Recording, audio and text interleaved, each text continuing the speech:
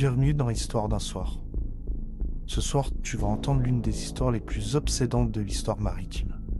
Une histoire si étrange que même les chercheurs les plus sérieux ont fini par hausser les épaules, comme si la logique avait atteint ses limites. On parle souvent de fantômes, de récits enjolivés par la peur ou l'imagination. Mais ce récit-là est entièrement documenté. Chaque élément provient de journaux officiels, de témoignages, de rapports d'enquête, de lettres écrites par des marins. C'est une histoire vraie.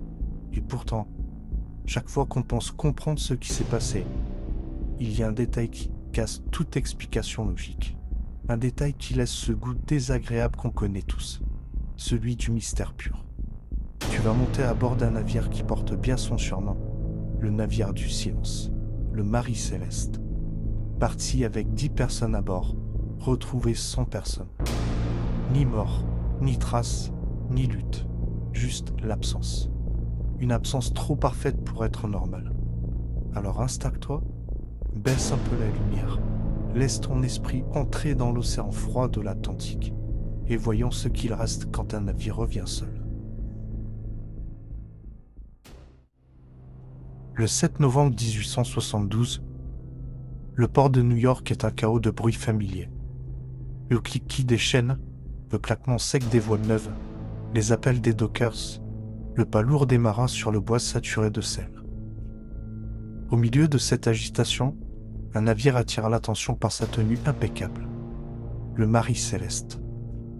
Un brick goélette d'une trentaine de mètres, fraîchement réparé et prêt pour une longue traversée. À bord, le capitaine Benjamin Brinks. Un homme calme, réfléchi, connu pour sa rigueur presque obsessionnelle. On pourrait croire qu'il est incapable de faire une erreur tant son perfectionnisme frôle l'exaspération. Les marins le respectent et évitent de plaisanter en sa présence. À ses côtés, sa femme, Sarah, douce, discrète, d'une loyauté absolue envers son mari. Elle n'a aucune raison d'être sur un voyage aussi long. Mais le capitaine ne supporte plus de laisser sa famille trop longtemps au port. Et puis il y a Sophia, leur fille de 2 ans. Une enfant joyeuse, énergique, curieuse de tout. Surtout des choses dangereuses, évidemment. Les marins racontent qu'elle courait sur le pont comme si elle était née sur l'eau.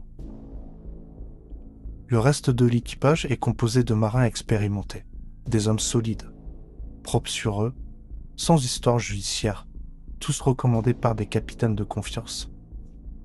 Aucun ne semble impulsif, violent ou instable. Ce n'est pas le genre de groupe qui se révolte pour une broutille. Le navire transporte une cargaison volumineuse. 1700 barils d'alcool dénaturé. Un liquide extrêmement inflammable, mais stable tant qu'il reste enfermé. Rien de suffisamment dangereux pour faire paniquer 10 marins chevronnés. Avant le départ, quelques témoins jurent avoir ressenti une sorte de malaise en passant près du navire.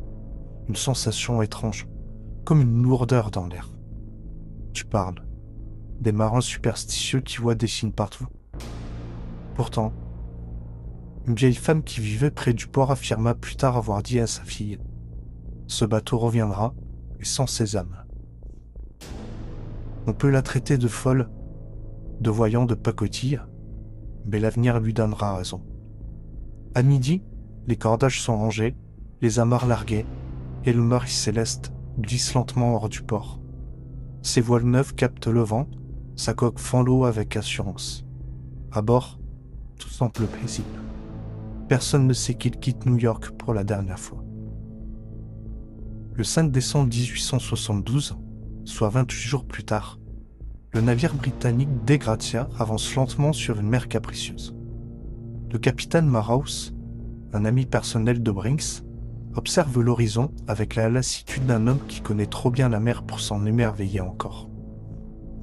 Puis un de ses officiers crie « Voile en vue, à tribord !» Une silhouette apparaît, vague, instable, comme si elle hésitait entre flotter et sombrer.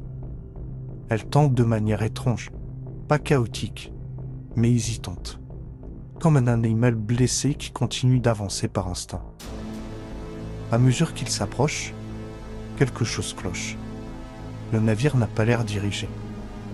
Sa voile d'avant est partiellement déchirée, mais le reste du gréement est intact. Aucune manœuvre, aucun mouvement humain. Le Dei Gratia envoie des signaux. Zéro réponse.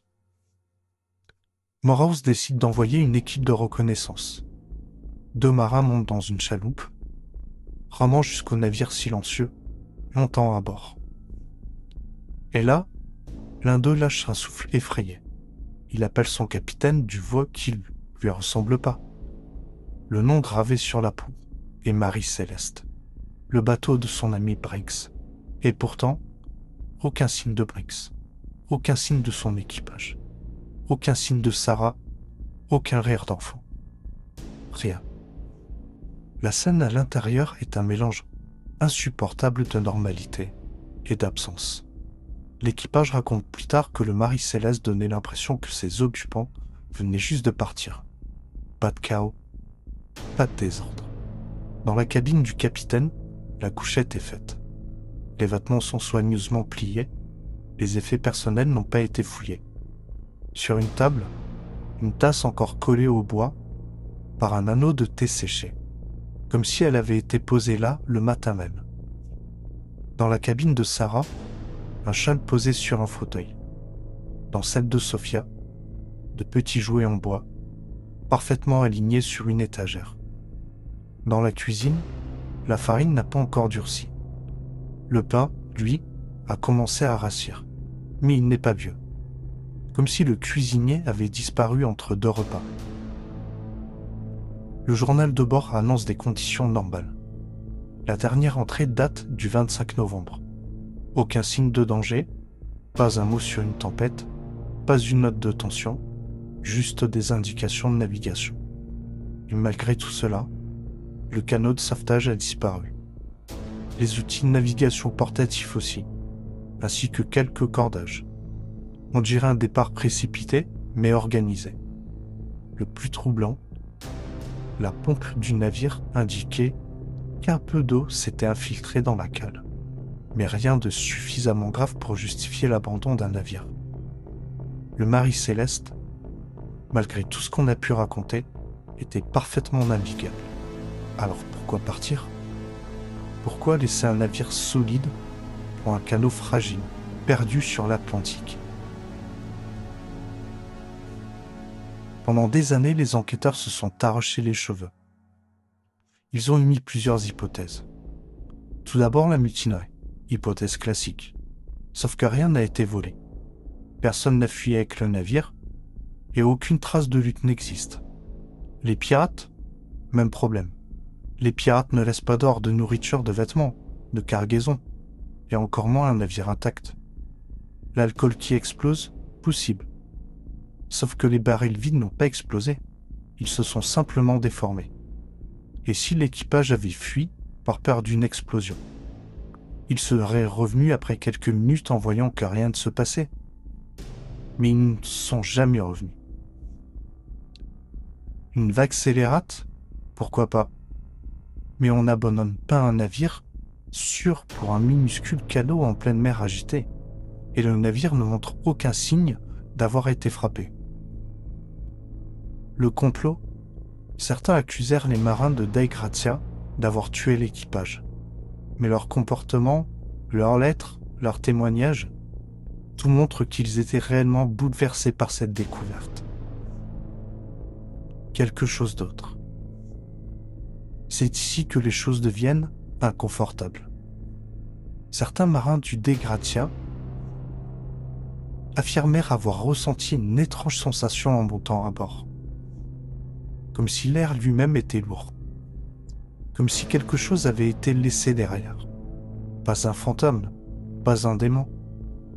Juste cette impression qu'on entre dans un lieu où les choses ne se sont pas passées normalement. Comme s'il manquait un son, un souffle, une présence. Le Marie Céleste était vide, mais pas comme un navire vide doit l'être. Il était vide d'une manière insuffisante. Comme un endroit où l'on a enlevé quelque chose d'essentiel. Voici maintenant une reconstitution possible. basé sur le comportement réel des marins de l'époque, sur le journal de bord et sur les hypothèses les plus sérieuses. Nous sommes le 25 novembre. La mer est calme, trop calme. Le type de calme que les marins détestent. L'immobilité de l'océan n'est jamais bon signe. Une brume étrange, légère, commence à entourer le navire. Pas dangereuse, pas inquiétante, juste inhabituelle. Une brume qui semble naître de nulle part. Le capitaine Brinks sort pour observer. La visibilité baisse lentement, rien d'alarmant. Mais quelque chose l'agace. Les marins sentent tous ce détail étrange. Le silence. Un silence dense, étouffant. Au loin, un bruit sourd. Très lointain. Comme un grondement. La mer n'est pas agitée, pourtant, ce son persiste. Une vibration étrange. Les marins montent sur le pont. Tous sentent la même chose. Une tension dans l'air, comme avant un orage, alors qu'il n'y a aucune électricité autour. Ils vérifient la cale. Un peu d'eau s'y trouve, plus que d'habitude. C'est peut-être cela qui les inquiète. Peut-être que les instruments donnent des indications erronées. Peut-être que Brinks croit que le navire prend l'eau. Et ici, il pensait que le navire était sur le point d'exploser. Et si il a voulu éloigner sa famille? Et si ce qu'ils ont entendu, cette vibration étrange, venait des barils d'alcool gonflés par la chaleur? Brinks ordonne de descendre la chaloupe, juste pour se tenir à distance du navire quelques heures. Le temps de vérifier si la cale est stable. Ils se mouquent tous dans la chaloupe. Ils s'éloignent légèrement. Le Marie Céleste continue d'avancer, lentement, comme porté par une force invisible. Il disparaît dans la brume. Les marins essaient de le suivre, mais un courant imprévisible les éloigne. Ils tentent de ramer, mais le brouillard masque tout repère. Puis soudain, le navire n'est plus qu'une ombre, plus rien. Peut-être une vague les retourne, peut-être la brume les désoriente, peut-être une simple erreur de navigation, ou peut-être quelque chose d'autre. On ne saura jamais. Le lendemain matin, la brume se lève, le Marie Céleste n'est plus là, et leur corps non plus. Plus de 150 ans se sont écoulés. Des chercheurs, des marins, des scientifiques, des historiens, tous ont essayé d'expliquer le mystère du Marie Céleste. Personne n'a réussi. Pas complètement. On sait ce qu'ils transportaient, on sait où ils allaient, on sait dans quel état il a été retrouvé, mais on ignore totalement ce qui a fait disparaître 10 personnes. Sans lutte, sans panique, sans trace. Un mystère pur. Un mystère qui défie la logique, qui a transformé un simple navire marchand en légende maritime. Le Marie Céleste est devenu un symbole, celui des histoires vraies qui ressemblent trop à des fictions, des histoires qu'on ne peut pas oublier, qui posent des questions auxquelles personne ne peut répondre. Tu viens d'écouter l'une d'elles, et maintenant, la mer garde encore le reste. Si cette histoire t'a plu, n'hésite pas à liker et à t'abonner pour la prochaine.